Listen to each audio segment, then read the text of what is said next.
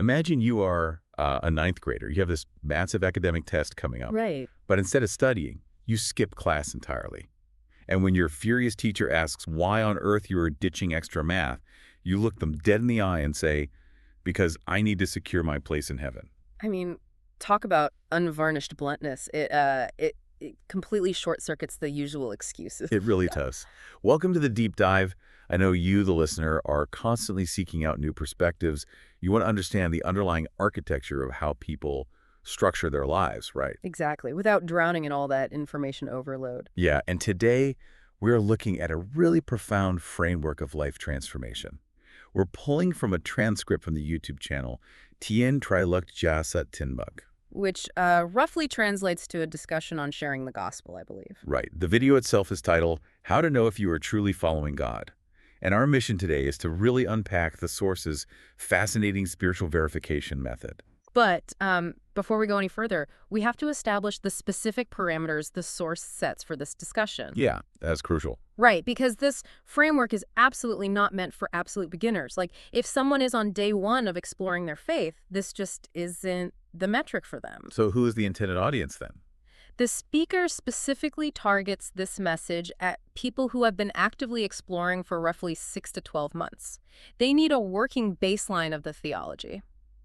But more importantly, and this is vital to understanding the entire tone of the material, this tool is strictly designed for self-evaluation. It's a mirror. Exactly. It's a mirror. It is not a magnifying glass to hold over your neighbor. The speaker heavily emphasizes that this method is not a weapon. Like, you don't use it to judge or boycott people who might be struggling. Yes, purely an internal audit. Okay, let's unpack this. Because to evaluate the results of a profound life change, we really have to look at the starting line. Right. Why do people even begin this kind of arduous journey in the first place? What's the actual motivation? Exactly. The source argues that intent dictates the entire trajectory. Yeah, according to this framework, true faith has to be built on a very specific and honestly somewhat uncomfortable foundation. Which is? The recognition of one's own profound shortcomings, what the source refers to as sin, and a genuine intrinsic desire for spiritual salvation. I see. So it fundamentally requires admitting that you are flawed and, well, incapable of rescuing yourself. Precisely. And that is a really heavy blow to the human ego. It is. It's totally antithetical to how we usually approach self-improvement. Yeah, and the stark contrast the speaker draws is against adopting faith for earthly extrinsic benefits. Like what kind of benefits? Well, let's say someone starts following God because they want to find a romantic partner, or they seeking physical healing from a disease, or maybe hoping to miraculously clear their financial debt. Okay. The source categorizes all of that as a false foundation. Oh, that brings to mind a very specific scenario. Let's hear it. It's the difference between buying a gym membership because you genuinely want to transform your cardiovascular health versus buying one just because you want access to the free smoothie bar in the lobby. I love that analogy. That's exactly it. Right. The earthly perks, the money, the partner, the situational fixes, those are the smoothie bar. They are appealing, sure, but they will not sustain the actual grueling work of lifting weights. And when the smoothie machine breaks, you just cancel your membership. Exactly. Which is exactly what that ninth grader from our opening story figured out. The math grade was the temporary earthly metric. And the spiritual security was the permanent foundation they were willing to sacrifice the temporary metric for. Right. Because if your faith is built on the expectation of a financial breakthrough, your entire belief system collapses the moment the economy crashes. Or if it's built on wanting a relationship, it shatters if you remain single. The circumstances of life are volatile. But if the foundational why is rooted in a permanent internal need, that foundation remains static. That original conviction is the only psychological anchor that survives when external circumstances inevitably change. Makes perfect sense. Yeah. But if we establish that pure intent, what happens next? I mean, I often assume that once someone has this massive foundational epiphany, their life just gets progressively better. Yeah, like it's a straight upward trajectory of moral improvement. Exactly. The choice is made, so now it's smooth sailing. Well, the source aggressively dismantles that assumption. The speaker uses a very mathematical visual analogy to describe the day-to-day reality of this journey. Progress is not an arrow shooting perfectly straight up into the sky. It is a sine wave. A sine wave. So extreme soaring highs, followed inevitably by crashing, devastating lows. Yes. It is a turbulent, oscillating journey characterized by a fierce internal battle against deeply ingrained habits. Like what kind of habits? The speaker specifically lists behaviors like smoking, drinking, swearing, and adultery. The framework suggests that true faith does not mean these temptations magically vanish overnight just because your intentions are pure. Right, the psychological cravings are still there. Exactly. But eventually, through the intervention of the Holy Spirit, the actual subjective experience of those habits begins to change. Really? Oh. The enjoyment is replaced by a profound disgust. The things that once brought pleasure begin to feel ugly and distorted. Okay, I have to play devil's advocate here. Go for it. From a behavioral standpoint, if I suddenly view my past behaviors as disgusting and dirty, doesn't that fundamentally rewire how I view the people around me? That is a very valid concern. Like, if I used to smoke and drink with a certain group of friends, and now I find those activities repulsive, don't I run a massive risk of becoming incredibly self-righteous? You'd think so, yeah.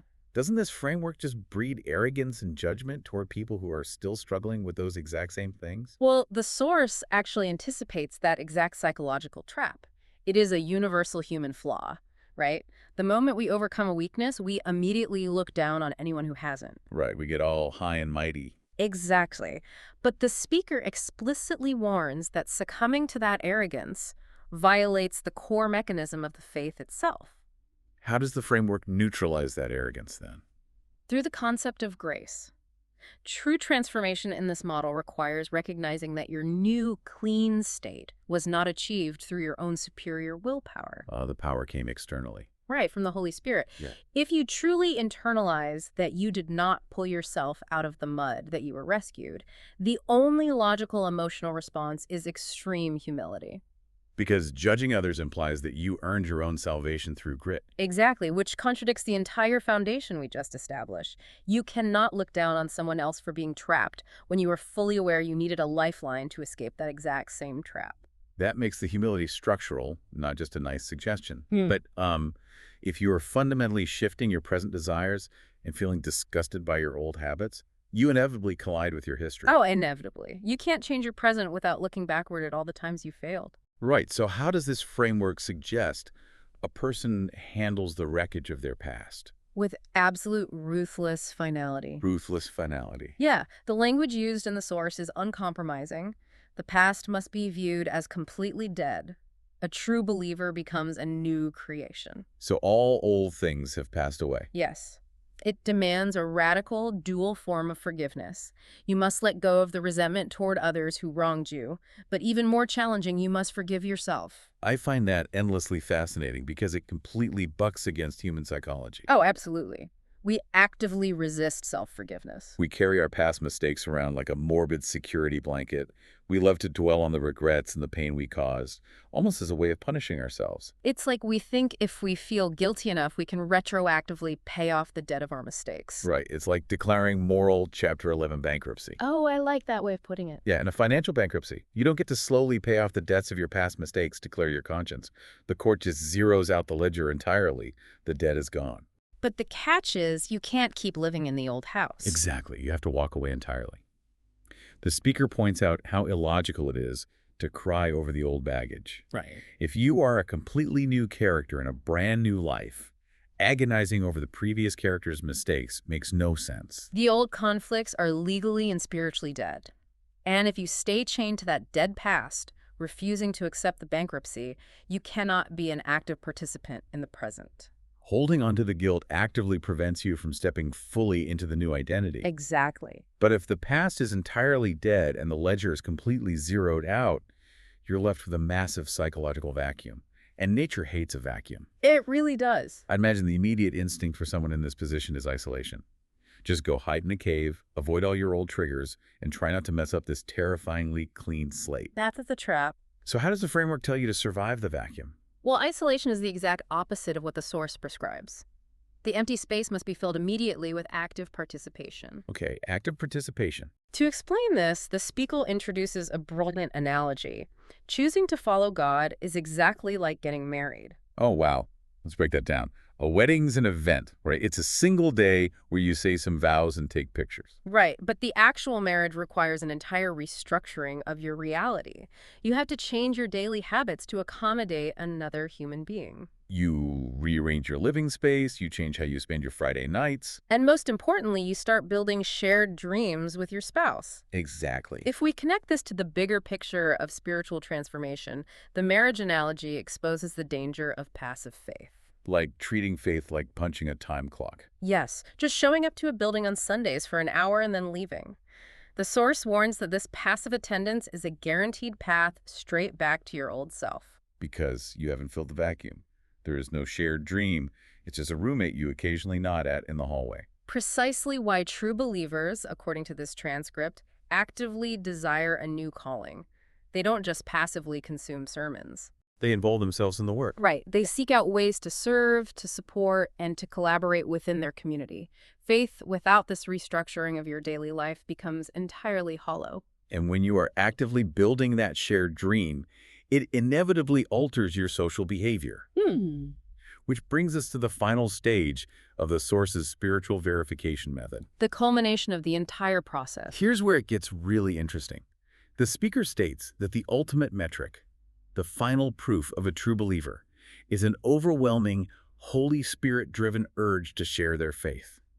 Evangelism. Right. The source describes it as a deep restlessness. Like a true believer will actually feel uncomfortable, almost an emotional ache, if they aren't talking about their faith and bringing others into the fold. The speaker even issues a stark warning about this. Right.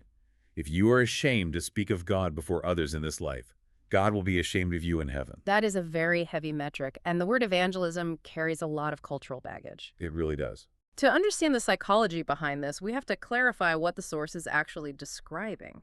This is not depicted as a forced corporate-style recruitment drive. Right. It's not a spiritual multi-level marketing scheme where you need a certain number of downline recruits to appease a deity. Exactly. It is entirely an organic overflow. Think about the basic behavioral science of human excitement. Okay, I'm with you. When you experience a profound paradigm shift, let's say you read a truly life-changing book that completely alters how you view human relationships, you don't need a manager forcing you to talk about it. But I am notorious for this. Yeah. I will trap people at dinner parties and essentially force them to listen to me summarize a book I just read. Exactly. I neurologically need them to understand what I just learned. Because we naturally seek social validation for our internal transformations, you want others to experience the revelation you just had. So the source argues that if you have truly recognized your need for rescue and accepted radical forgiveness, the natural, unavoidable byproduct is that you are going to talk about it. The light has to shine outward.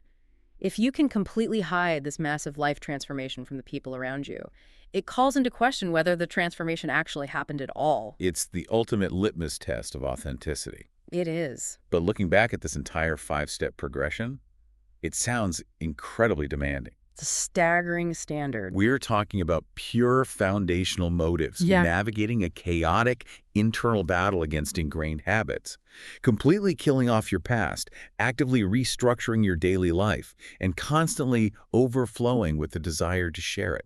It's a lot to ask of a person. So it begs the vital question that I know is on your mind as you listen to this.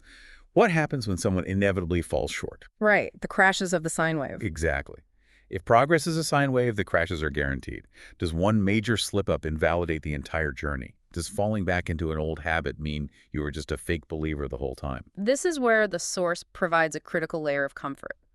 The speaker is adamant. Absolutely everyone falls. Even the experts. Yes, the length of time you've been on the journey does not grant you immunity. The source explicitly mentions that even pastors and church leaders with years of dedication stumble and fail. So perfection is entirely off the table. Completely. The source quotes a powerful ancient proverb to illustrate this. A righteous person falls 7 times and rises again. So the true mark of faith, in this framework, is not a flawless, unbroken track record of moral perfection. No, the true mark is elasticity. Elasticity. The ability to snap back into shape after being stretched or deformed. Exactly. True believers will backslide. They will get distracted by the world or succumb to a moment of weakness and make a terrible mistake, but they do not stay down. They bounce back. Eventually, they recognize the failing, they feel that internal conviction, and they return to the foundation. And crucial to this entire system, they return knowing that they are justified by grace, not by an unbroken streak of good behavior. They remember the original why. They remember they weren't at the gym for the smoothie bar. Right. A fake believer falls, realizes the earthly perks have dried up, and simply walks away. But the true believer falls, recognizes the dirt, and runs back to the source of the cleaning. Exactly. So what does this all mean for you? Why dissect a theological YouTube transcript? That's the million-dollar question. Because whether you are currently examining your own spiritual journey, or you are simply fascinated by the mechanics of profound human change, this framework is incredibly illuminating. It gives us a structural map. Right. Start with pure motives. Prepare for the chaotic sine wave of growth. Ruthlessly accept the moral bankruptcy of your past. Actively build a new lifestyle to avoid the vacuum, and let that transformation organically overflow to others. It is a powerful lens for understanding what actual dedication looks like when you strip away the superficial noise. It really is. I want to leave you with a thought experiment based on that structure. Take this 5-step religious framework we just unpacked and apply it to an entirely secular context in your own life. Ooh, I like this. Like adopting a new philosophical worldview. Exactly. Or dedicating your life to a demanding art form, or making a massive, terrifying career pivot. At what exact moment does an idea stop being just a cool concept you're learning about and start being the fundamental reality of who you are? Wow. If you had to audit your own current pursuits today using this exact framework, how would you measure that shift in yourself? Are you just visiting the gym, or have you actually burned down the old house? Something to chew on. Keep digging deeper.